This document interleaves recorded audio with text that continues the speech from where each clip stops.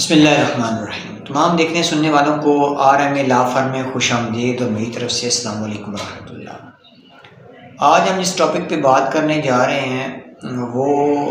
اس حوالے سے ہے کہ اگر کوئی شوہر اپنی پہلی بیوی سے پوچھے بغیر دوسری شادی کر لیتا ہے اور اجازت بھی دے دیتا ہے، لیکن وہ اجازت جو ہے وہ under the lines of law رہ کر وہ نہیں لیتا، بلکہ دھوکہ دہی، فراڈ یا کسی بھی طریقے سے اگر وہ کوئی آرڈر لیتا ہے تو اس آرڈر کے حوالے سے آج ہمارا ٹاپک ہے کہ اس آرڈر کا جو ہے وہ کس طرح اور کہاں پہ وہ اس آرڈر کو، جو کہ آربیٹریشن کونسل یعنی یونین کونسل یا بلدیہ آفس جاری کرتا ہے، تو اس کو کہاں پہ جو ہے نا وہ اپیل یا چیلنج کیا جا سکتا ہے۔ تو آپ کو بتاتے چلیں کہ ایسی عورت جو ہے وہ اس آرڈر کو ڈسٹرکٹ کلیکٹر کے پاس چیلنج کرے گی، اور جو ڈپٹی کمشنر جن کے پاس ڈسٹرکٹ کلیکٹر کے بھی اختیارات ہوتے ہیں